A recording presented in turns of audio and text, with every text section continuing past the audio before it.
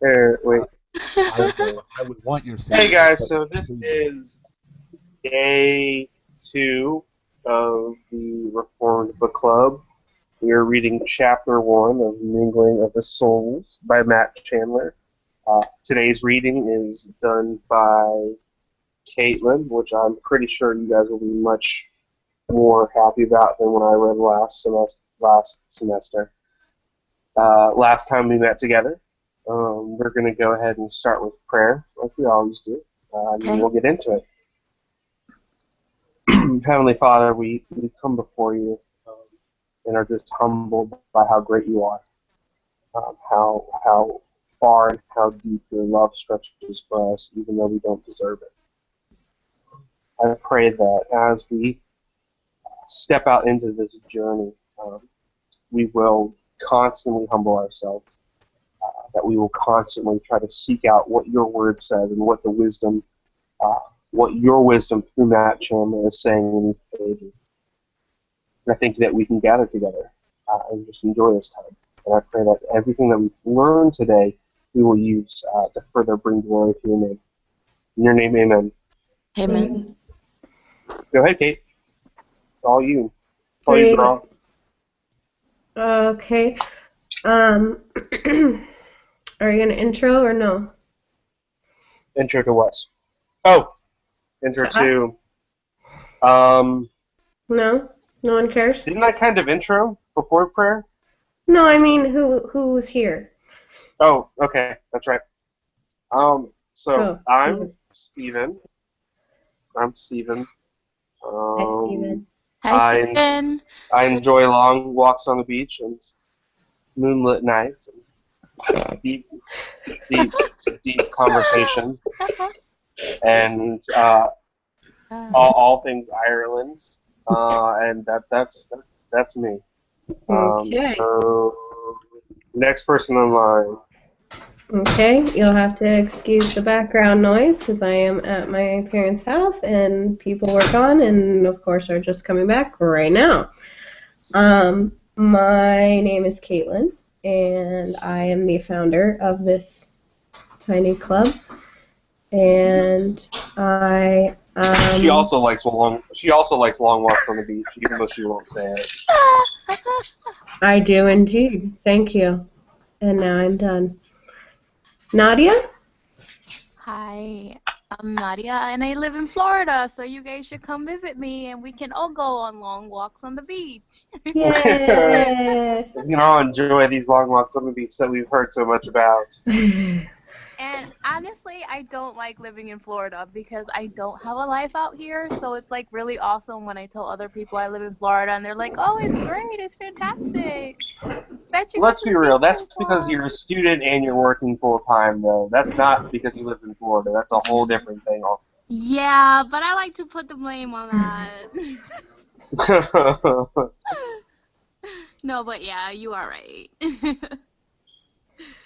um, okay, Rafe, if you want to go ahead and introduce Yeah, yourself. so my name is Rafe. I'm from Texas, and I really don't like beaches. He doesn't Okay. like beaches. He doesn't. So what do you He like? doesn't like long walk. He likes short walks on the beach. Very short No. walks. He Yeah. likes to. You know those kids that kind of stick their toes in the pool and kind of like dip it and just kind of run away. He does that with the beach. He kind of goes up and like dips his toe in the sand and then runs away. That's Rafe. Lovely. I hate sand actually. Yeah, sand is uncomfortable, especially when it's wet and it's on you. Yeah. No, not a fan of sand. Okay. Hey, Rafe, we're in Texas. Central, so by Central Houston. Texas. Okay, cool. Okay, Hey, cool. Tony, I know you can hear us, so you have to turn on your microphone and go ahead and say something about yourself. My name is Tony, and I like long walks on short bridges. Okay. The image that pops into my head is Tony just walking around in a circle on a short bridge, just like for 3 hours. You just see him like it's like a 5 foot bridge, and he's just kind of walking in a circle, He like would do back and that forth. too. Oh gosh. Oh, Okay. Well, now that we have all of our people, couple of weeks ago, we started our new book, and we read the introduction, and I was sick, and I'm still sick. Not with the same thing, but I'm sick still. So, I apologize if I sound a little congested, but I am ill, and I'm trying to pull this up on my computer at the same time, so it's making noise. Don't multitask when you're trying to lead a group. Okay. Oh, yeah, it worked. Yes, nice job. Okay. So we are on chapter 1, which is called Attraction, and usually what we do is we read aloud and then we kind of pause wherever needed and discuss. So please feel free to kind of jump in, interrupt me, pause me if necessary. Wait for the end of a paragraph, though. We try to break it up into paragraphs. Yeah, I will. So that there's kind of a congruent stopping point. Sure, I'll do sort of an awkward little pause at the end of a paragraph. So if anyone wants to jump in, then that would be appropriate. Okay. Let's see, is this gonna work? Nope. Yep. Okay. All right. I'm hoping that my nose will cooperate with me. Chapter 1, Attraction. If you watch little boys and girls from birth to around age 2, they are rarely aware of each other's differences, but gradually they begin... It doesn't. What? Huh? Huh? Nobody's talking. No, nobody's saying anything. You're I good. heard someone talk. No, nobody said anything. Okay. Okay, redo. You're fine. If you, this is what happens when you assign the person on medication to do this. If you watch little boys and girls from birth to around age 2, they are rarely, okay, my brother. They are rarely aware of each other's differences, but gradually they begin to notice their unique distinctions, and by preschool or kindergarten, they are keenly aware that they are different. Around this time, children tend to split off and hang out with their own sex. They will occasionally shove one another or argue, but for the most part, the preference is to run with their own kind. I agree. I am a school teacher, and this is true. I was gonna say you teach little kids, so you see this more readily than probably a lot of other people. It is still prevalent in 4th grade, where they are ages 9 and 10. That's kind of. Oh, I think it only gets worse as you get a little older until you finally they're break still that barrier. they're still separated. They still don't want to be around like the opposite. Girls still have cuties. Yes. Until middle school happens. Yeah, sometimes. Yeah, they still have cuties there. End of 5th It's just we don't care about catching those. Mm-hmm. Most boys like to wrestle and climb, and they like to build and then destroy whatever it is they built. Super annoying. So true. This behavior is, of course, unacceptable to the majority of little girls who play more relationally. See, I just told you. I have 2 daughters, and both of them, when they were this age, would make any 2 objects friends. A pencil and a spoon would have a conversation and laugh together. The friendship between the pencil and the spoon wouldn't last long in the world of boys where destruction is always imminent. Mr. Pencil's leaden guts would be spilling out, and Mr. Spoon would be laughing as his silver face fell off. That's Also. true too. Yep. As boys and girls get a bit older, they begin to mingle a little more, but stay predominantly with their own kind. Yes. The first bit of flirtation will be disguised as dislike. When boys playfully begin picking on girls, and vice versa, it is usually a kind of first, hey, something is changing here moment. The teasing and pranking are basically fourth gradeese. 4. I have weird feelings for you, but don't know what to do with them. True. Yeah. I feel like that even now, though. I mean, realistically, when I think about it, when I think I like a girl, sometimes there's this kind of like awkward like pre-moment where you're like, oh, it would be so much easier if I could just go over and push her, and then she would know that I like her. It would be so much easier if I could push her and she know. Channeling your Yeah, inner physical- 9-year-old. That's the quote of the video. Exactly. That's exactly So right. much easier if I could. You know, Nadia, it would have been so much easier if I could have just pushed you. I just. Yeah. It's a little hard to do long distance. But now we have to like explain our feelings and be emotional and say things like long walks on the beach. Right. I would like to go on a long walk on the beach with you. As opposed to, A short walk on a bridge. yeah, right. Oh no, a long walk on a short bridge.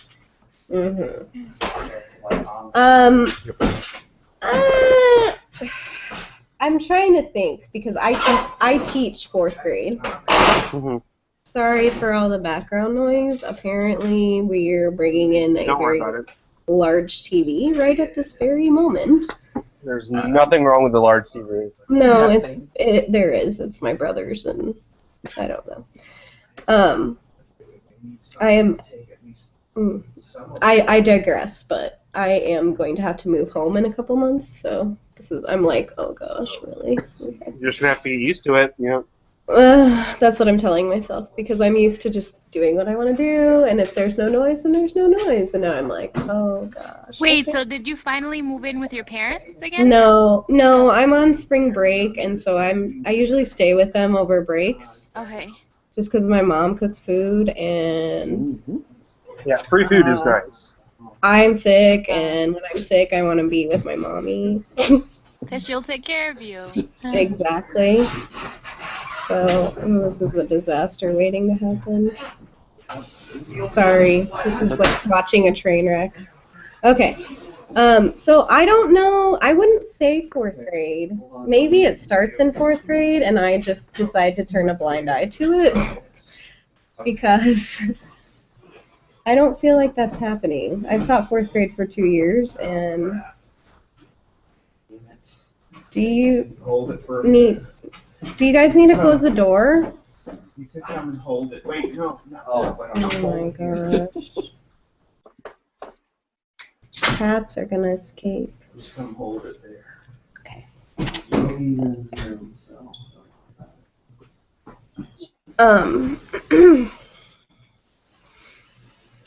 So, I don't know if this necessarily starts in fourth grade or not, but definitely around the fifth grade area. I also taught fifth grade, so I've had kids come and tell me like, oh, I like so-and-so, and I'm like, no, you don't. It's okay.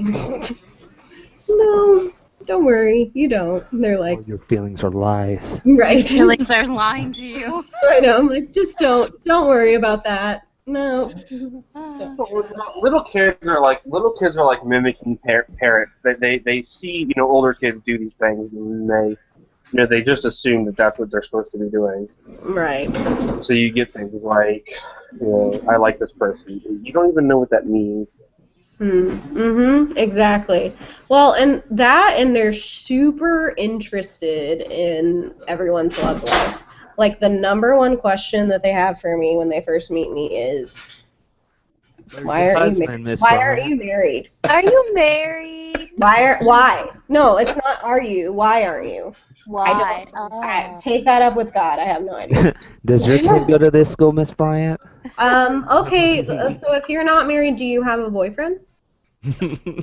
No. Why don't you have a boyfriend? I'm like, I'm an independent woman, and I am. Snap your fingers. Sound all sassy. You want to hear about that? Oh yeah, tell me about your cat. Yeah, all your cats. Not just one, all. Oh, my goodness. all of them. How I many have cats do many. you have? I have one, Right now, she only has one. only because my one cat doesn't like other cats. Oh. So, okay, moving on. And then it happens. Somewhere between 5th and ninth grades, depending on a variety of factors affecting development and awareness, what I like to call the day of epiphany occurs.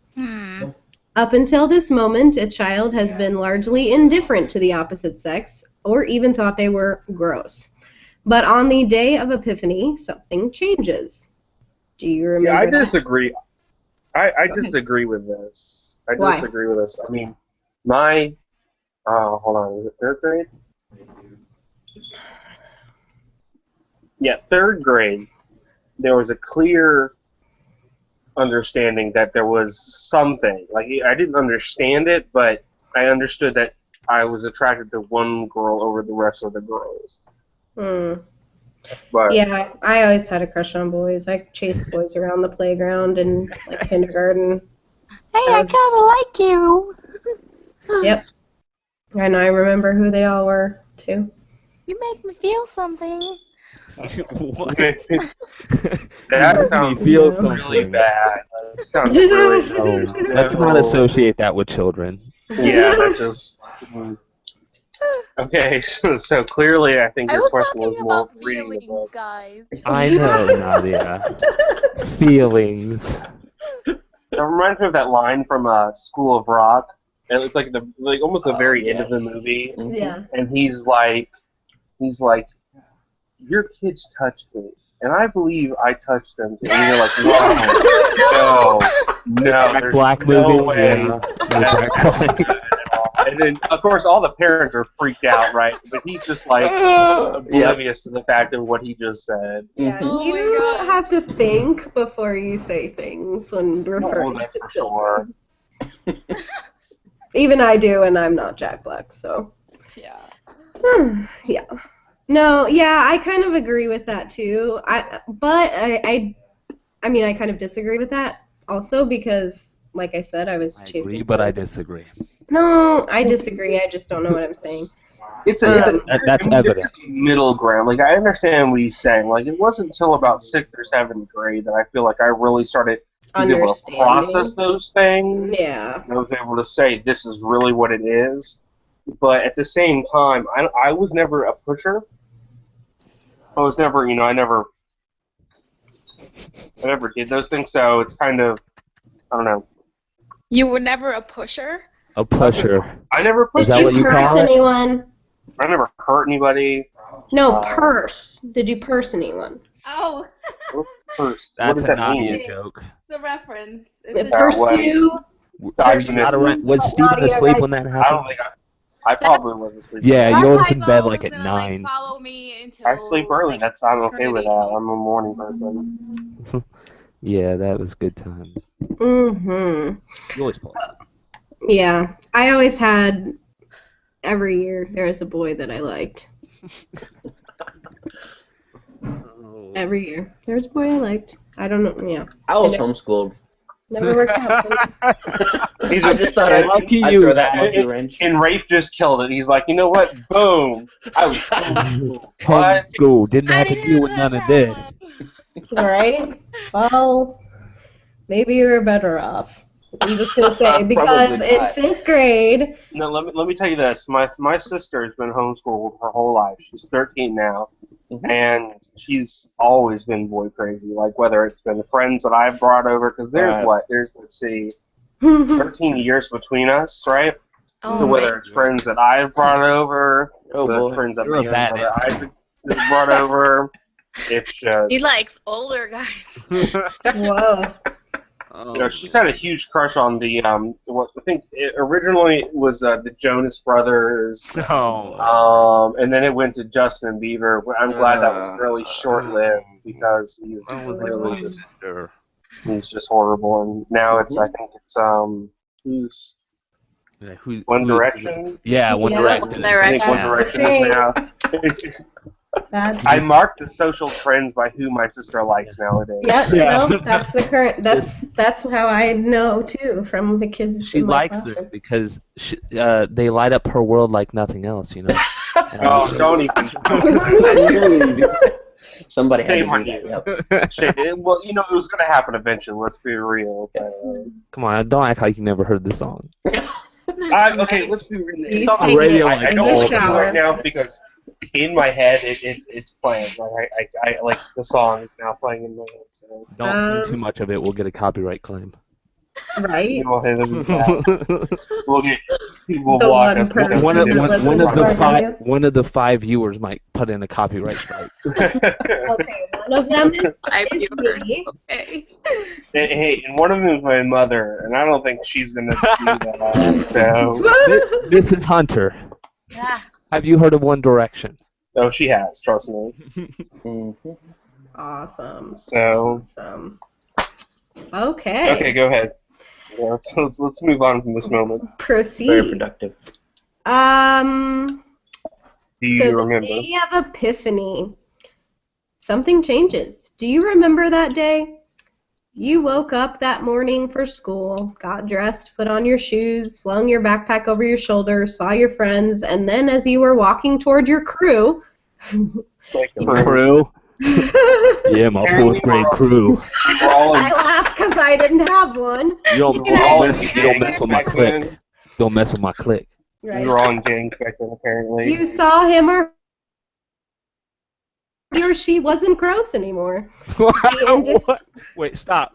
What? That's possible. See what? They weren't gross anymore? Yes. Like just for one me, day, like, you know what? You're not Girls, gross. girls no longer, Well, girls boys no had longer had cooties cooties. before. Exactly. Can I know just what? say how gross 4th grade boys are? Like, for real. Like, Well, let's be all. you know what? Like, you just wake up and you're like, suddenly, I doubt the existence of cooties, man. You know, you talk to your friend. You talk It's to a your very friend. metaphysical question and idea we're having I right really here. don't- Oh, I really yeah, don't think don't there's an think that- epistemological point here. Yes. For, you know, like, I'm going to talk to Johnny about the epistemological stance of cooties. all, Like, all I of a just want, sudden, how do they come to this people are- realization? Yeah. I don't Like, know. how do they come to this realization? Like, oh, wait, cooties don't exist. Like, I don't know because I never had that moment. I always liked I don't toys. recall ever believing in cooties, but who knows? Yeah, I don't think so. I did for certain people. For certain, Certain people. certain people have it. I don't like you, so you have cooties. It's That's right. true. But I think about was that mean. mindset, though. Like, everyone of the opposite gender's bad. Like, that's kind of No. how it was viewed. Like, they're all gross. Everyone who's not your gender is gross. Is how We it was used to have viewed. cootie shots at my school. Cootie shots. There's a What? scene from Big Bang Theory where It was that pretend, happens. obviously, but I would yeah. hope so. They like kind of draw your blood for their underground work. What you don't realize, Nadia, is that you have little clones running around because Yeah. they were really taking your They're DNA. cloning you. Huh? Bunch I of missed clone that. Nadias. What? There's a bunch of clone Nadias running around because they took your Because- DNA. They weren't giving you cootie shots; they were taking your DNA. Oh gosh, no. Oh. Yep. Oh my. You should have saw it Little coming. clones. No, I didn't have a day of epiphany, but I had a day of sad when I finally. A day of sad. Oh, And then- yes. We're like, It was oh one man, I day, like boys. just- Ugh. No. One day, it was really Let sad. me tell you, Day, because sad. I Dun, remember dun. it like it was yesterday. Oh. And I had my crew. 5th grade, I actually had a crew. No, crew. And they all knew who I liked, and they finally were like, we're going to tell him. And I'm like, no, Ooh. don't do it. We're gonna Like- tell him. But I kind of wanted them to. So they went and told him, and his name was Stephen Hawley, and they went and told him at recess, and Ooh, at recess too. on the football field, Yeah. and I stood like 50 feet away. 50 They're feet. like, they screamed at him. The poor guy. Caitlin likes you, and he said that he hated my guts. Oh. Clearly, he had not had the day of epiphany yet. No. And then I cried for like ever. Yeah, that's totally a sad. And then my mom the other day, she like is friends with his mom, and she like brought it Uh-oh. up. She's like, "Hey, you remember that You remember kid?" that moment when you had a really sad day? No, she Let's she bring didn't that know up about again. it. She didn't know about it. She's like, "You remember that kid Stephen Hawley?" And I'm like, "Oh, no, not Yep. him." And she's like, "Well, he's like going to school to be a doctor. He's really cute. You want to see him?" I'm like, "No, I don't." just thinking it a little more. He's successful. Yeah, I it's don't like let's care. pour salt on the wound. You gotta, Already like, rejected that me. person you don't like that broke your heart. Look how successful they are. Right. Pain, the And then I had to How listen great to their S life Club is. 7, like super sad. Oh gosh. See that was my that S Club was my that was the cool band. I remember that Yeah. whole time. No. I got a Yes, Spotify they station were. of that, man. They were. They had I their own remember. show for a while. It was horrible, Aww. but I the love me band was some S okay. Club. Oh boy, This is that's kind of old like times. podcast / book club now. You know what? It's a mixed bag. We are putting That's in okay. our expert opinion in addition to Matt Chandler's. Expert. our experience. That word is very used very loosely. Yes, in Well, quotations. Yes. X amount of It's like X amount saying of Joel years Osteen is dealing an with expert this. in theology. You know Whoa, what? that's I totally teach different, children sir. of this age, okay? Hmm? I consider myself an expert because I teach children of this age and had a traumatic experience. Yes, So, good. there you You go. had a traumatic. It was a day of sad. A Don't. day of sad. It was a day of forever hating on men from then on.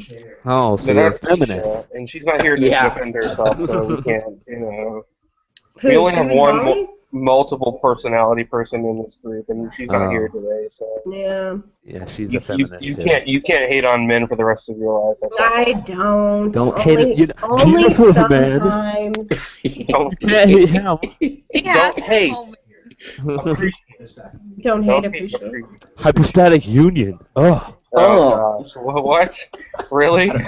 All right. Nothing to do with anything that we're talking about. Exactly. Here we go. The hypostatic Okay, union go has ahead. anything to do with it. Caitlin. All right. Oh. So we've got our moment. They weren't gross anymore. The indifference and repulsion had vanished. Ta-da! A particular member of the opposite sex caught your eye in a suddenly different way, and well, you kind of wanted one. I feel like this has happened to me recently. 'cause Wanted one. I've been single for like 3 years, and I've been like, no, not interested. And then lately, I've been like, okay, I'll take what I I'm can good. get. Maybe I want one. the opposite. That's like a lollipop or something. Right? Yeah, that's cool. One day I went into Walmart and I realized that I just kind of terminology? wanted a popsicle. Right. Make that sound like I'm craving that. Okay. Wait, did Chandler use that terminology? Wanted one? Yes, Yeah, I'm that's reading right. Yeah, you it. read Did it. he really? Oh my!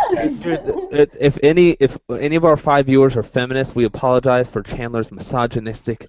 Yes. I wanted one. No, we Yeah, don't. I wanted one of them women. You know, one of them women. I think it works both ways though, so it's not. Sure does. He's Yes. equal Yeah, opportunity. so that's He's an the equal only thing that's gonna opportunity get him sexist. away. I Yeah, wanted one of them men's. it's like they're your possession now. Yup. So Okay. that's not really misogynistic though. This is the day of Epiphany. Ta-da! Ta-da! Okay. I served in youth ministry for a decade, and I witnessed firsthand the marked change between most 6th graders and 9th graders. For instance, if you gather together 100 6th graders for 3 days, by the end of the 3rd day, the environment will smell like body odor and cheap cologne. True Yeah. that. That's so True true. story. But by the time they hit 9th grade, boys are taking showers and styling their hair. Yes. Horribly, I mean. I had the spikes in 9th grade. Everyone Everybody did, did. almost. I did the All of a sudden, they care about the kind of clothes they're wearing, how they look, and how they smell. Thank goodness. No, not really. No. Some people like Steven didn't get the dress part yet. No, Yeah. I still I will always wear jeans and a t-shirt, and that's who I am. I mean, I can dress up nice. I have several dress shirts and several dress pants and bow Did you see ties my and scarf? ties. I Did you don't see think my I saw your scarf? stuff. My Oh scarf is God. fabulous. Scarves or That's- beanies. Phototastic. Yeah, I Oh, got it. I geez. wore it in my debate. It was awesome. You were was it an ascot? No, Did it it's have little boats? a handmade scarf that someone at work made for me when I was working Very over at Kelly. nice. Very nice. Lovely. Mhm. Okay. What happened? Yes, what happened to those funky smelling 6th grade boys? The day of Epiphany. What seemed to matter very little before now matters immensely. Boys in 9th grade now care very much what 9th grade girls think about them. Boys go from wanting to appear repulsive to wanting to appear impressive, especially to girls. The day of Epiphany changes everything. After the day of Epiphany, the boys begin to pursue, or purse if you're Nadia, and girls begin to want to be pursued. There are certainly expectations to everything I've outlined Exceptions. above. Except Sorry, exceptions, my bad. But by and Corrected the large, teacher. again, I've already explained that I'm on a lot of medication right now. she's Doing very pretty good so drugged far. up right now. Yeah. But yes, I agree. I agree with Rafe. You've done a very good job at this point. Thank you for supporting me, Stephen and Rafe. Mhm. Tony will have words. Uh-oh. Oh, Tony, you're gonna get the talk. Mm. And you're lucky you can't see my face right now because I'm giving you the teacher look. He's looking for it. The for sure. teacher look. But by and large, this smelling and teasing, wooing and pursuing is the typical trajectory through the onset of puberty for boys and girls. And the important thing to remember is this: it is all by God's good design. Wait, hold on. Okay, never mind. I found it. Never mind. Go ahead. I was a little lost there for a second. Now we are at the subheading of attraction, which I'm confused. I guess that was just an intro. Mhm. Man, what Okay. a long Any comments from the peanut gallery? Except for Tony, who is banned. Ban Tony. Ban Tony. He's like misbehaving. Oh my gosh. If I we all am ignore him, not. we'll be kicked You out. don't realize this is Tony? actually about normal. This is what Tony does all the time. Not Tony, if you, you go don't watch his realize show- this is what I do for a living. Is read to people and then punish them when they misbehave. People in punishment. Tony's gonna be put in timeout. That's for sure. Can we talk? Face Can we the talk about a wall. second for the fact that it sounds really weird when it says this smelling, which makes it sound like people are smelling each other, not that they smell. No, Mm, they I guess do. you can't don't really think get I've around ever it. smelled anybody. You've never smelled a girl's hair? I mean, not like the way that it seems like he's talking about here. Like, as I in smell passing. guys all the time. Close and the bus stops too fast and your hair gets in your face. Oh my gosh, I Yeah, I don't think it's ever happened to love me. when guys smell good. Yeah. Nadia, back me up on this. Yeah, I agree. No, When I you're don't. hugging a I'm not guy and they smell disagreeing. I good, say oh yeah. when when a girl walks by and you happen to catch her perfume, then you're like, yeah, but it's not like I'm searching for that scent. Well, I hope you aren't, because they have places in prison for those kind of people. Exactly. That's what I'm talking about. That's what it seems like. It seems like something like Seriously, people are just Tony? going around. I feel like all Well, crazy like obviously you can take any of these things way too far. right. Okay. You can abuse any gift. Someone is. I'm not going to say who it is, but yeah. All right, Spurgeon. Hey, I'm a pretty smart guy. Remember that. No, not really, because you're pre-mill. Mm. Whoa, Here whoa. we go. Let's not get started now we're on just that. with eschatology. No, we're not. We're talking about attraction. Go ahead, read, Caitlin, before Read, this. Cat. Attraction. Attraction is a strange, ambiguous force. The Psychology Dictionary defines attraction as the natural feeling of being drawn to other individuals and desiring their company. This is usually, but not necessarily, due to having a personal liking for them. That's a little vague, but then again, so is attraction. To say the least. We feel ourselves drawn to people, whether romantically or not, because they have a certain something. It's usually not just one thing, but a variety of characteristics or impressions that attracts us to one another. There are lots of beautiful people in the world, of course, but most of us feel drawn romantically to members of the opposite sex we find physically attractive, plus something else. And yet, when it comes to romance, there is something physical that typically draws us to someone else. When we say we find someone attractive today, this is basically what we mean. We find that person physically appealing. He or she is good looking. For both men and women, but especially for men, our initial attraction may have little to do with the person's character or competency, but rather emerges simply from liking the way he or she looks. This is only logical because physical appearance is the first thing we notice, and it takes a while longer to get to know someone's character. For the moment, we look across a room and see someone who is physically appealing. I agree with that. Yeah. Yeah, that's usually agreeable with. Yeah. It ought to go without saying, but it doesn't, so I'll say it. There is nothing wrong with this process of being physically attracted to someone. It's completely natural. In fact, the Song of Songs begins this way. Let him kiss me with the kisses of his mouth, for your love is better than wine. That's chapter 1, verse 2. The woman in the song saw Solomon, and she liked what she saw. She wanted him to kiss her, and just looking at him made her glad. He was what we might call eye candy. It's funny. I didn't know that you were gonna say, like I didn't read ahead to the point where it said eye candy. But the moment you read that, I'm thinking she's like, ooh, this is Solomon must have been some real eye candy. He gotta be. Well, also think of his other they're talking about other characteristics. The richest man in the world, king. He's got a lot of characteristics for him. Yeah, that's true. That's He true. got that big old mansion. Right? That helps. That David couldn't even build it because he murdered people. Like it's just he's like, well, my dad's King David. He murdered somebody and he was close with God. David was a handsome dude too, though. You can't. Bathsheba, she was like, she's married to a general, and then she's like, oh, look at David though. So, yeah. Yeah. I was gonna say helps. otherwise. We'll just Yeah.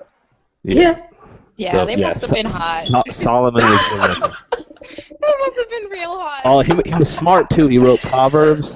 Oh my goodness. No joke. Wisdom, Smart and hot? Okay. You get one of those, you take them and you keep them.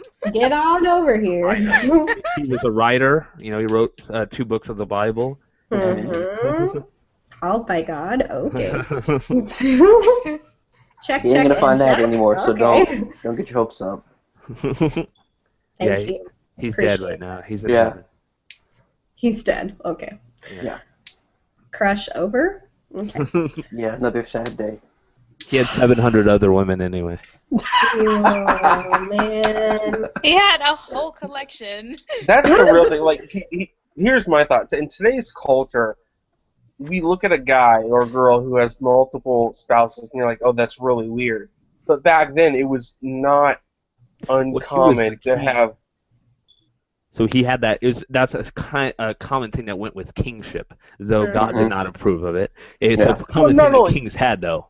Not only kingship, though, but if you think about, is it Isaac? No. Are you? I think Jacob? Jacob had 2. Yeah. Jacob had 2. He did. 'Cause, he had lazy-eyed Leah, and then he had Rachel. Yeah. Lazy eyed land. Wow. Really?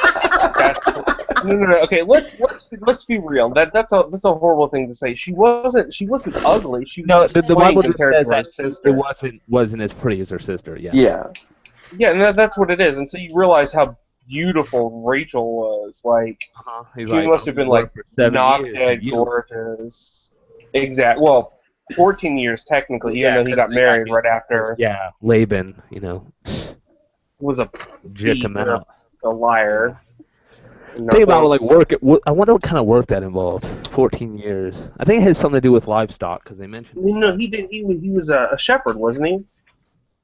Not sure. I just know livestock was mentioned because he took some with him when he took. Well, that's Rachel's- what it was. I think he talked about him tending a certain number of sheep. So I feel like he was probably he probably tended to the animals.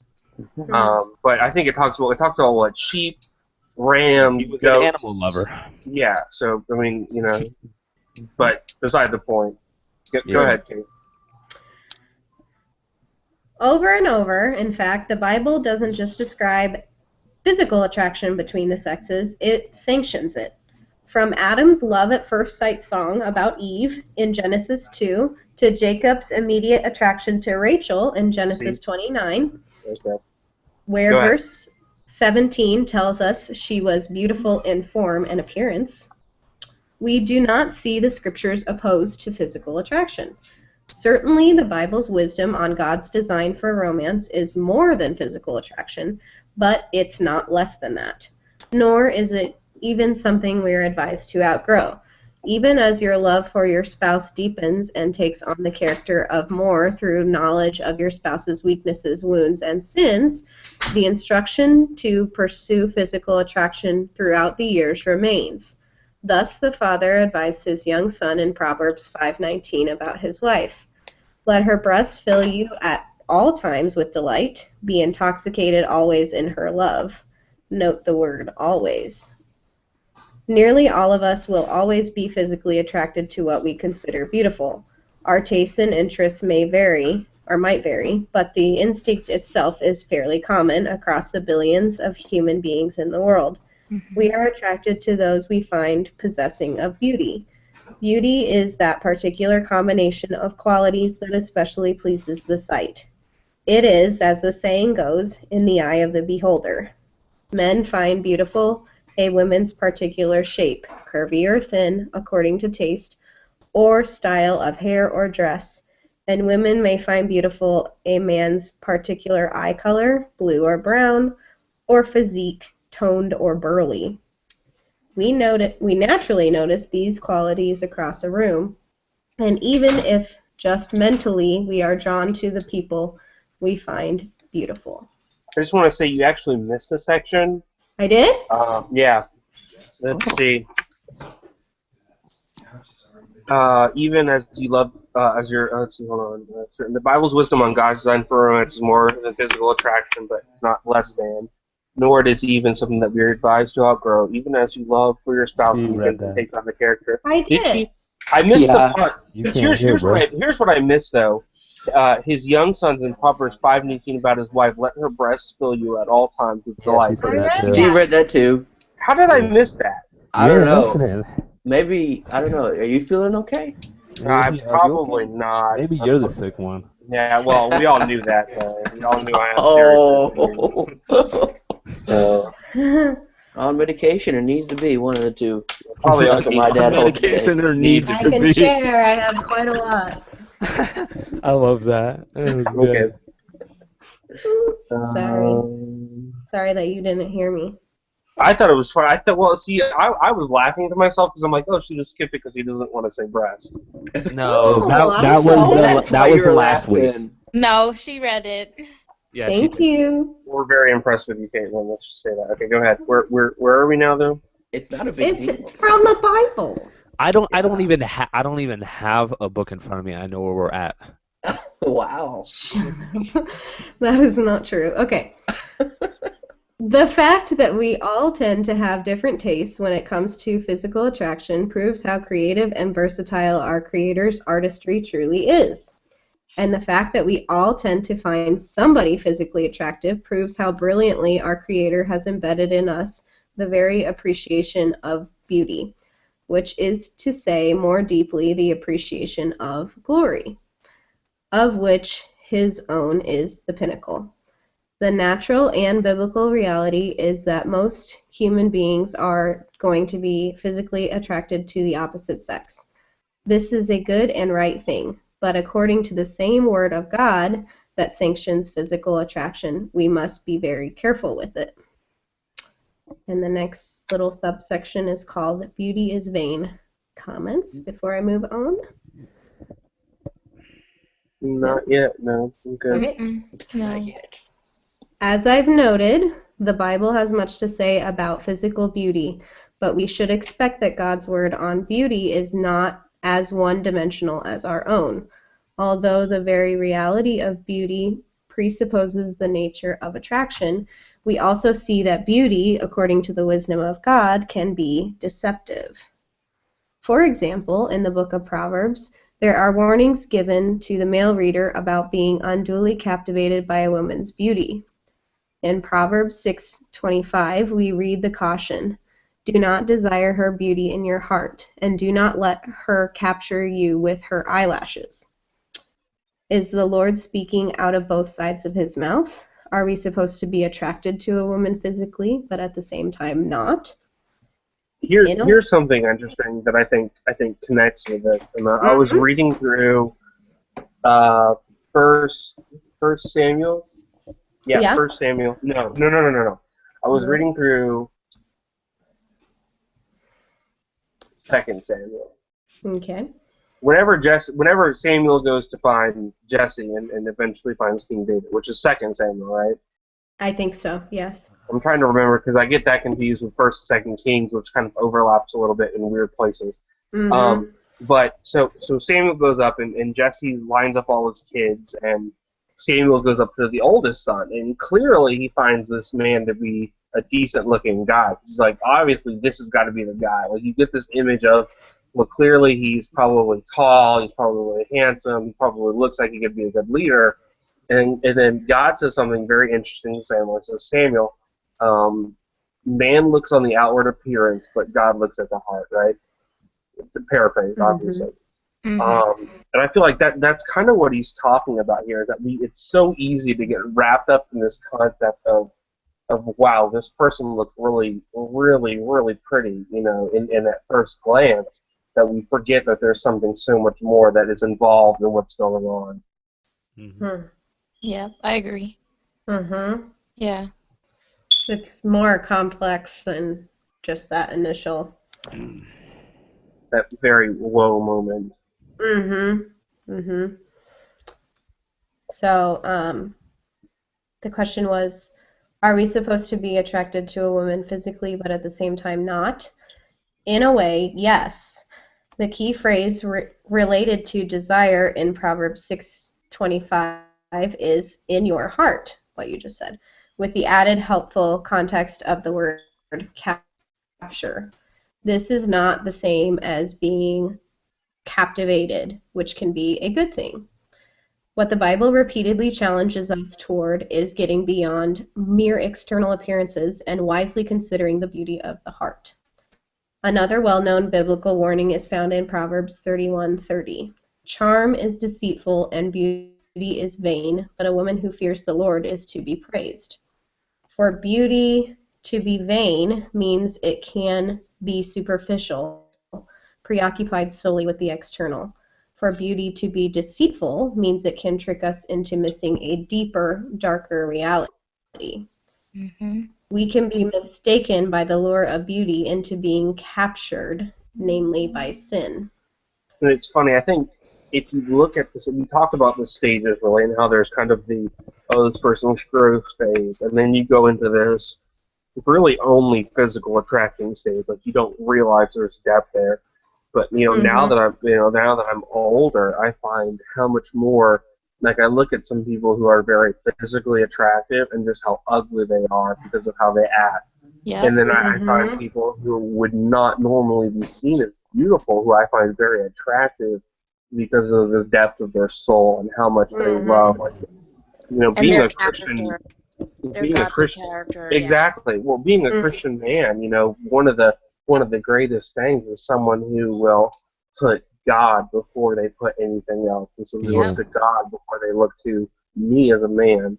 Not only does that just make it attractive, but it makes it a lot easier, I think, for each of the sexes when they're looking towards God, because then it doesn't put the pressure on the person who we all know being Mhm. totally depraved, will fail. Yeah, Yeah. I agree with that. Yeah, Christ being the foundation. Is important. Is very important. Well, and that just changes the whole idea of a relationship. I mean, It does. just thinking. Yeah, it's not about you and the man. It's about Christ. Well, one of my last relationships, one of the biggest things that caused a problem was the fact that she was expecting me to be this perfect person, and I failed so often because I'm just a human. I could never Right. live up to that expectation. Yeah. And, Sure. you know, I thank God that He led me out of that relationship because it just would never work when one person is looking to me to be perfect. perfect, to be God in a sense. Yeah. And Yeah. you know, when that happens, there's no winning. There's just not. No. Yeah, that's why I have a hard time when people they're like, "Oh yeah, what do you want in your spouse?" Because like as humans and as Christians, what I've noticed is that we have a really high standard on what we want, but Yeah. how realistic is that? You know what I mean? Yeah. Like you And have there's all these qualities, like yeah, I want him to be a good leader, a good provider, you know, and everything else, and it's like, okay, the person you're gonna end up with is not gonna meet all your qualifications. Yeah. but You it's know what I important mean? not to settle either. Yes. Right. Like Yes. there's definitely a fine ground because you don't want to be like, well, he's never going to be like that, so I might as well just find the worst person possible. Right. You know? Someone who has 3 of the 5. Exactly. Well, I to think about it, like when I finally find somebody that I know is going to be my spouse, I would hope that they desire for me to be the best person that I can be, so much so that it strives for me to want to be a better person. Yes. Right. Right. Yeah. So Hey, someone's using the microwave. That would be Hot my Pocket. daddy. Hot Pockets all the time. Hot Pockets. Bagel, no, I think it's bagel Bagel bites. Bagel bites in the morning, Yeah. bagel bites in the evening. Oh, those are bagel, good too. Bagel bites at supper time. So that song went. Bagel bites. They're good. Okay, go ahead. Okay. In the Bible, is that where I am? Yeah. I hope so. Tony, stop it. And I'm just adding to the list of things we're going to discuss later in our chat. And the Reform 'Cause Ranger. when I call you to my desk, No. Oh, hold up, time out. I'm gonna be sick. There's nothing you can say after this that's going to make this sound any better. Yeah, it doesn't sound good. Just stop. what? Just Like if stop. it like Our culture has ruined this. Yeah, This yeah. is the Your problem. position Yeah. as This is teacher. the exact problem. Yep. Total Just Okay. depravity. continue reading the book. that's not what I mean. Disregard and read. But read the book. Dude, Oy vey. Okay. In the Bible, we see a reflection of a pervasive cultural recognition. It is very often the more physically attractive who prove to be more spiritually deceptive. that's the truth. We can be easily baited by our attractions down the wrong path. Hello. In Matthew, sorry, I'm saying that to myself. In Matthew 23:27 through 28, Jesus admonished the Pharisees for their superficially religious behavior. Quote, "Woe to you, scribes and Pharisees, hypocrites! For you are like whitewashed tombs, which outwardly appear beautiful, but within are full of dead people's bones and all uncleanness. So you also outwardly appear righteous to others, but within you are full of hypocrisy and lawlessness." End quote. The old saying that beauty is only skin deep is rich with biblical truth. It is true of the attractive harlot in Proverbs. It is true of David's sinful pursuit of Bathsheba. It is true of Samson's lurid relationship with Delilah. And it is certainly true of the deceptive schemes of the evil one himself, whom we are told often masquerades as an angel of light. 2 Corinthians 11:14. Go ahead. Let me just say this, two things. First of all, I just realized that Paul in Acts 23 is quoting Jesus when he calls the Pharisee whitewashed tombs, which is pretty cool. I didn't realize that until now, which is funny because I've read that both of those passages a lot. Second of all, I thank God for having a very godly mother who constantly reminds me that I have to be careful. And this is what she said, like, quote, be careful of the Delilahs. And it's very interesting because... Delilah.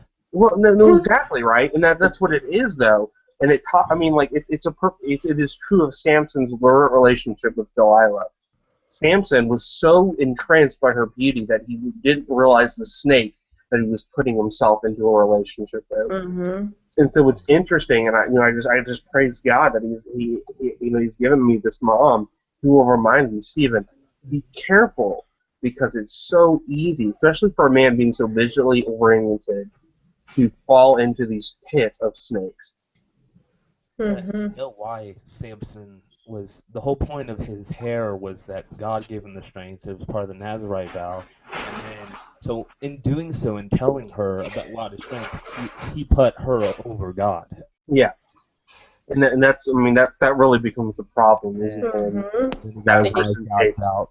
And he, in all intents and purposes, was an idol. Yep. He made her into an idol. Yep. Oh, Samson.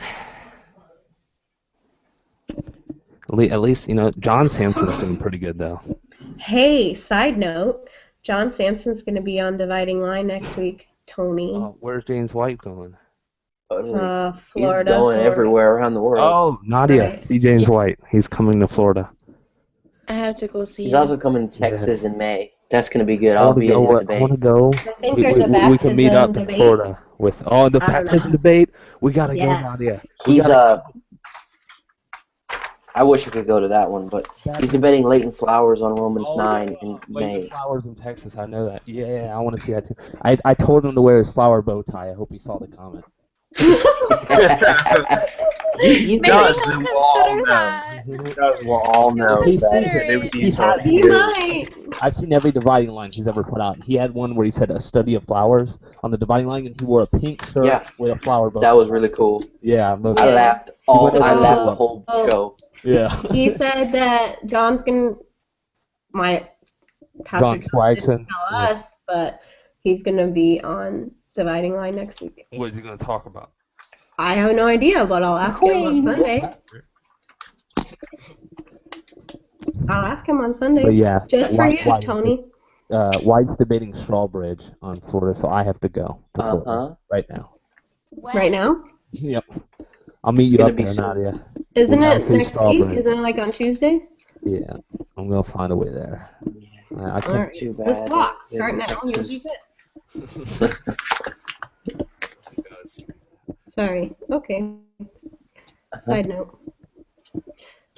Tony loves my pastor. White. No. No, John Samson. Sampson is You know my Samson? pastor. Oh, You know John Samson is, Sampson. Nadia? Okay. Yeah. Pastor. Yeah, you better Interesting. know. You've seen every dividing line too. You know. I'm so enamored with That's what Tony his calls accent him. that I wouldn't hear one word he said. Oh, no. He's not that hard to understand. He has an accent. He does, does. but you can It's understand pretty cool. him. It's pretty cool. It's kind of, Where is he from? He's Arizona, from England, Yeah. Well, yeah. You need to watch it, Nadia. It's I pretty think. good. Wales? Yeah, he's I don't originally from England, yeah. From Yeah. England? Because Yeah. White, instead of White's so nice about the dividing line, instead of just leaving us without it while he's doing busy stuff across Ukraine and all kinds Right. of places, he has someone fill in for him, and he picked a good Right. replacement. Yeah. Yeah. Well, I'm so excited. I really hardly ever listen to Dividing Line because What? Shame on you. Shame on you. I know. How are you even Alistair Beck report? You What? call yourself a Reformed Baptist? and Yeah, you're exactly. White? Oh my I god. listen to it when I'm with my dad. Ah, Theology matters. Yeah, does. this is true. I understand that. But Is Alistair Begg reformed? yes. I believe Yes. so. Reformed I thought Baptist. I think so. so. Yeah, he's Reformed Yeah. Baptist. I was He's actually in listening. Cleveland. He's 2 hours away from me. I was listening to Shylin, and he has an interlude where it's a quote from Alistair Begg, and I'm like, Beg Dude, Reformed Baptist. Yeah. that is so true. And right now, I just love to listen to this guy because it's like He has a Scottish accent. It's awesome. He does. It's really nice. straight Yeah. like boom. My I listened homeland. to some of his stuff. I like his stuff. He said Rebel Heart and he rolled his R's and I'm like, oh my god, he's amazing. Rolled his R's. I don't. He said something about like he's like, this is the gospel in his Scottish accent. Like it's Yeah. I'm just like, yes, it seems so much more epic when it comes from a That's like, non-English oh, speaking man. accent. I know, dude. If you want a good accent, just listen to Sinclair Ferguson. That Oh, that yeah. joker has an accent. I said there was someone who said like, does anyone else pray to sound like Sinclair Ferguson? He said that in the pub. Oh, yes. Now, Okay, this is a go. long digression, but where are we in the book? We're on that This is one. not Whatever. to say, of course. Yeah, I know. I know where we are. I was telling Tony. What? I just had to. Tony doesn't even have the book. Well, yeah, so I figured I would say anyways. Tony doesn't need the book. Mm-hmm. You do. Do you have it, Nadia? No. See? But I'm not claiming that I need it. They don't. Also, just confuse it that quick. I had to tell Tony about Swagson because Tony and I always talk about Swagson, Yes. and I forget. Okay. And I can will- listen to this guy I all Who the are you time. listening? Sinclair. I pulled up a couldn't- video because I don't think I've ever heard the guy speak, and I'm like, You yes, didn't I can have listen you to seen him all day long. the Calvinist poem from Desiring God Ministries, or I'll be honest, one of those. They had the Calvinist poem, and it had like Piper, and I think it was written by Piper, but then he had other people talk through it, like Sproul. Right. And Right. Claire. Yeah, that was good. Cool. Yep. What is it called? The Calvinist poem. Mm-hmm. You'll find it. It's like really popular. On Mm-hmm. It's good. Mm-hmm. Okay, I'm going to listen to that later. Okay, go ahead. Okay. This is profound. Ready? Okay. This is not to say, of course, that you ought to marry somebody you find unattractive. Hope not. It means only that. Darn it. It means only that our romance sense of beauty itself must run much deeper than physical attraction. Certainly in marriage, the ongoing nurturing of attraction must endure the changes that come with the years, affected by the bearing of children, the slowing of metabolisms, the weathering of skin, and even the ravages of illness and hardship. That. Romance in marriage, for it to be truly a mingling of souls, cannot simply be a mingling of body parts. No, we must acknowledge both the blessing and the danger of beauty. Thank you, I agree with that. There's, I don't agree with his theology. I don't agree. No, I'm not talking about Matt Chandler. Oh, you don't agree with Chandler, huh? Well, no, Well, I do. he's a continuationist. I agree Leave with him alone. I agree with Chandler. And Hey Chandler, if you ever see this video, I'm sorry. I would love to serve under him and learn from him. I just really appreciate his preaching style. But there's a quote there's a book written by, oh god, I just forgot his name now. Blonde-headed heretic. What's his name? What? Blonde-headed heretic? Yeah. Is that... Tony? He's with Oprah. Oh god. I don't know Oprah here right now. He's with Oprah now. Oprah? Oh, Rob Bell? Yeah, Rob Bell. Oh, Rob Bell. Yeah, that dude. Very heretical, right? Tony? No, nowhere near. Yeah. But he in his chapter in a chapter of his Oprah, book. then, Yeah, well, that's a whole different story. But in a chapter of his book called Sex God, which talks about the kind of the connection between being spiritual and sexual, which is an interesting topic, which I read a while back. He talks about Johnny and June Carter, and one of the things that they're quoting about saying is that every single day they found another reason to fall in love and another reason to find the depth of beauty. And I think it kind of deals with what he's talking about here, that there's a lot more to it than just, this. You have to let that weather. Like, true love goes further than just that kind of, oh, I'm physically attracted to you. Matt Oh, Chandler yeah. even says that love is have seen all your faults and I still choose to Yeah. be To with stay. you. Yeah. That's the Yeah. whole thing with God too. Yeah. Side note, I'm related to June Carter Cash, so I need a love like that. Just saying. Well, To all my suitors. Oh. One of the Hashtag, five this is what I'm guys. looking for in a husband. One of the 5 viewers, Caitlin, is available. One of the 5 viewers. Well, technically one of the 4 viewers because my mother is married and she's a woman, so that'd be a little awkward.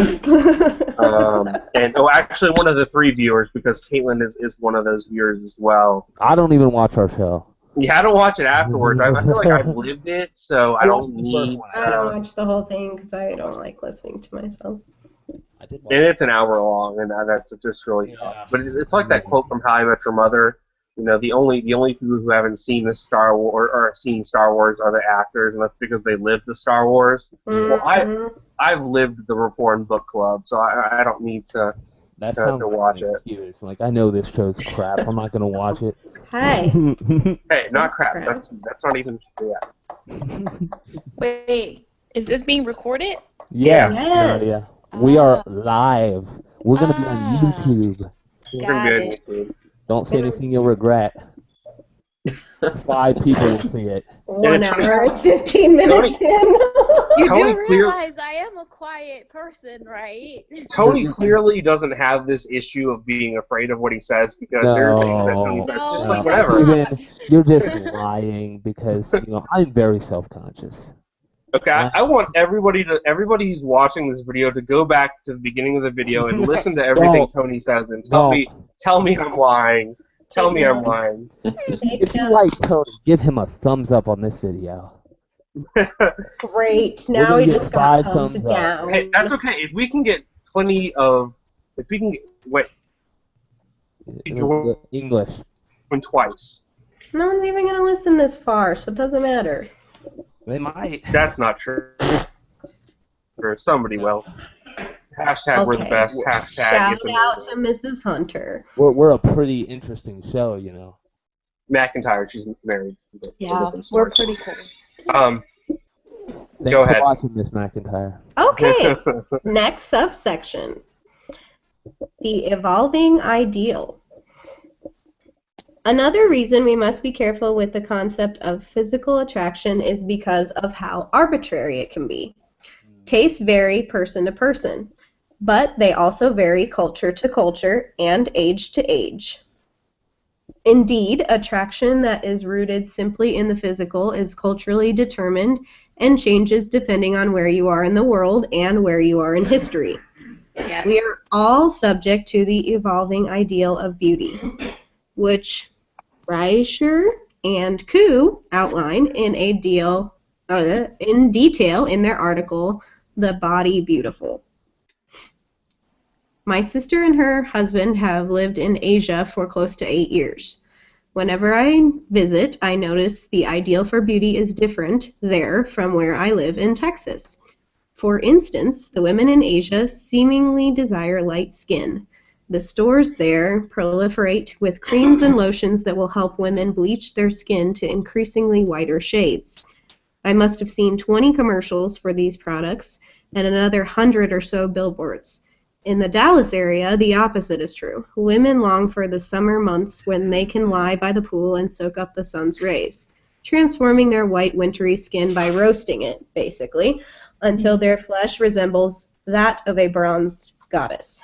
This is just one of the hundreds of cultural examples of different beauty standards around the world. Which culture is right? Is bleached or tanned skin more beautiful? When we look at the vast trajectory of history, the cultural landscape gets even more complex. The ideal woman throughout the ages has morphed over and over again, sometimes quite dramatically. From more ancient times through the Middle Ages, in European cultures especially, women with pale skin and more shapely figures were considered exceptionally beautiful. When we look at paintings of beautiful women from these time periods, we may think they look fat and unattractive. And yet, what passes for hot in today's culture would have been considered sickly back then. Let's be realistic real quick. Let me just say this. Uh-huh. it still can be pretty sickly nowadays. Like, I know a lot of It people is look sickly. at models and they're like, "Oh, there's." I'm like, "No, that looks disgusting. That person could fit through my, I could curl my pinky around and fit that little Could thumb space right wrestle there." your whole body. It's just disturbing. Yeah, but the pressure on women Yeah, is well, I mean, Yeah, crazy. it's real. It's real. So I'm not doubting that. I'm just saying you better I not. don't agree with the image of today's concept. Hmm. In the early 20th century, especially in the 1920s, women cut their hair very short into bobs and wore dresses to conceal their figures. In the 1940s, the introduction of tan skin and longer flowing hair became the standard of beauty. And on the ever-changing standard grows. Today, there seems to be a hodgepodge of styles that cover the full range of history in defining beauty. The full range of history. Perhaps one of the best examples is the popular Barbie. One researcher provides a summary. Even our toys are undergoing the knife in the name of beauty. In 1997, Mattel's most famous toy, the Barbie doll, emerged from the factory operating room with a wider waist, slimmer hips, and a reduction of her legendary bust line. Wall Street Journal, 1997. Here's my question: why is the Wall Street Journal covering Barbie dolls? Slow news day. Apparently so. Because they do weird things like that. Uh-huh. This reconfiguration of the West's premier icon of femininity after nearly 40 years suggests that the image of femininity embodied by the original Barbie of the late 1950s has undergone a radical transformation of its own. Beauty, though highly subjective, is more than simply a matter of aesthetics or taste. Cultural ideas of beauty are also an index and expression of social values and beliefs. So much so that the history of society is in large measure the history of women's beauty. Feminists lament what they call the oppressive male gaze that has objectified the female form since the beginning of time, and they Yep. are not entirely off the mark. The idea is that feminine beauty exists for male pleasure and is in fact determined by male pleasure. Generation to generation, it seems, the incessant but unstable female ideal, driven largely by males, has shaped the very generations themselves. Can there be any doubt that, especially in our advantage, sex sells, and that this superficial commoditizing of beauty and sex has made us both a more visual culture while also a more vulnerable one? Aren't we simply objectifying each other to dullness?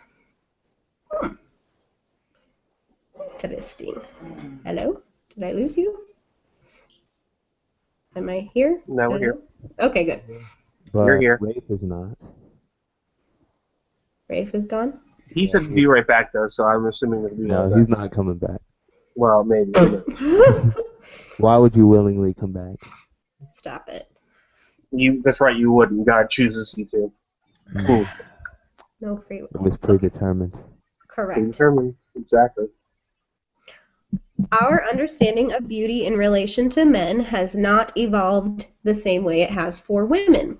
Making the comparison between the Renaissance and today, the idea of what is considered physically attractive has not changed all that much for men. Interesting. Men have been and are still considered attractive based generally on their height and the broadness of their shoulders. The more recent struggle for men is the evaluation of true masculinity.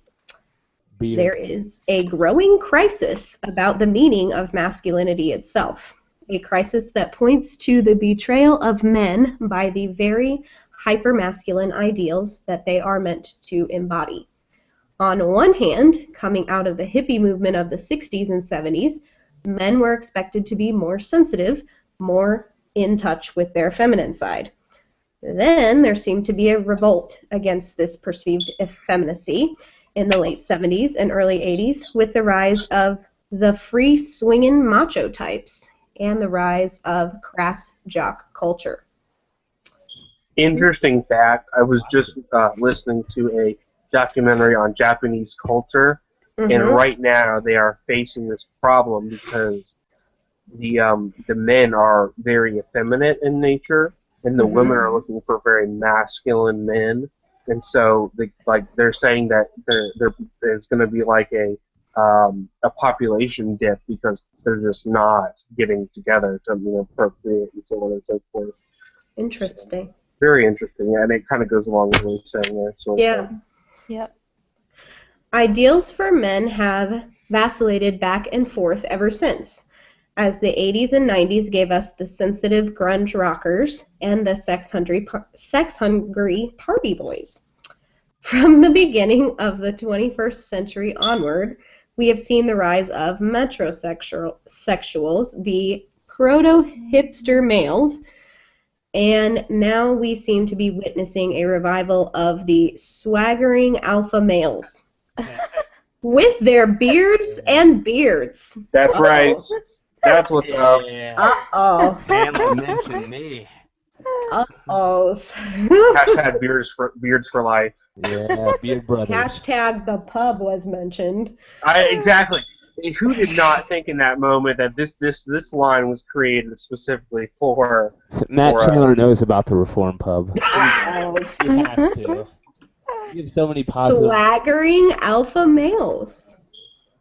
I think that was written for Tony. Yeah, he knows me. Me Fantastic. and the Chan Man are good. Chan, man. Oh my God.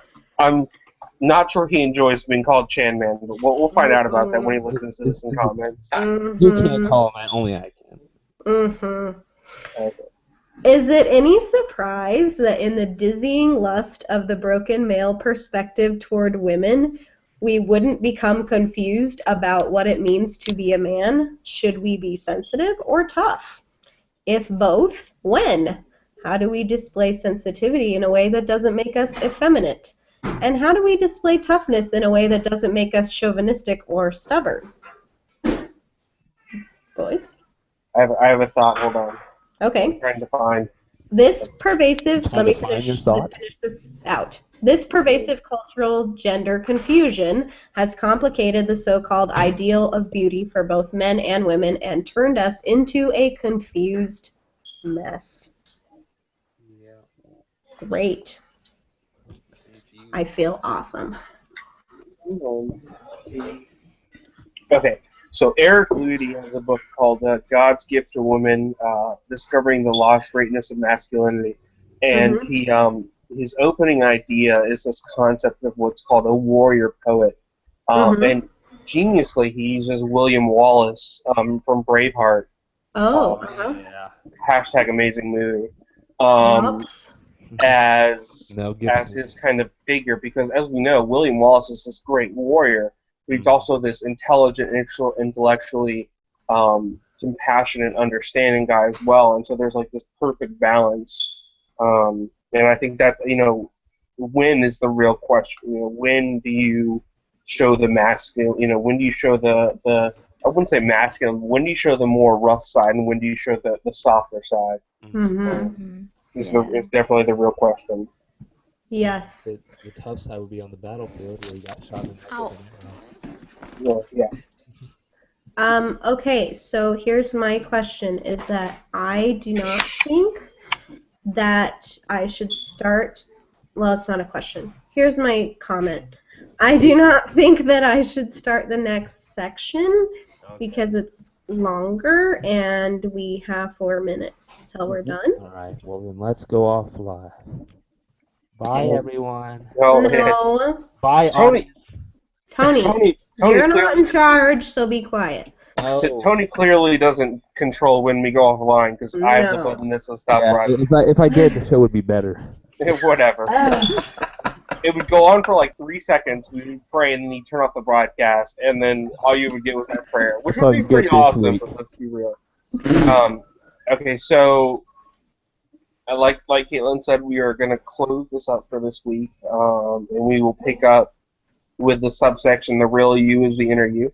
Correct, and we still have quite a chunk of chapter 1 to go, so I think we should be able to do the rest of that next week. which is fine. I mean, like we changed this book so it was going to be easier to read, and we should have taken into perspective that, I mean, obviously we like to talk and we want to discuss things, and so it may take longer to do it. But I mean, it's not as bad as when we tried to read The Four Loves by C.S. Lewis. Which, let's That be was real, bad. we would read like a sentence and go, "What the heck just happened?" We are Missing the point. not very smart. A little dumbfounded. Oh, come on. Because It's C.S. true. Lewis? He's intense. Like he is He's part too of much into fiction. why I want to get a doctorate, just so that I feel like when I read material of his caliber, that I can be like, okay, that makes sense now. Fiction makes more sense than his work in Four Loves. Well, No, yeah, no, well, no, that's no. because I it's can fiction. do it. It's just hard to do it live on air, There's like so many in the moment. what do Well, they that's call that's what I'm saying. Like references that don't make sense. you really have to Good take the references. time to do it. And I mean, you could, And we're sitting there trying to figure it out, and there's like dot dot dot. It's like yeah, we're like, But Hold let's on. let's go ahead and pray to close, and then we will end the broadcast. Heavenly Father, we thank you that you have brought us to this place where we have kind of gone through the beginning stages of what he's talking about attraction, and how we're kind of learning that it's important to realize that it's okay to be attracted to someone, but that there's this level that we have to kind of attain to where we don't get overwhelmed and kind of consumed by it.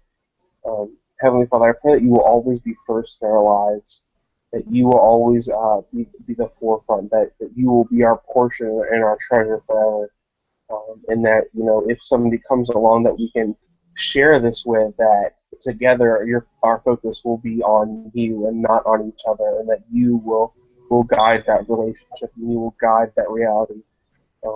I thank you for this group and for just the insight that we've all brought to this and the different stories and the different things that have happened. We pray these things in your name. Amen. Amen.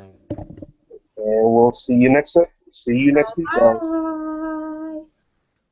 Good night, guys. It's still recording.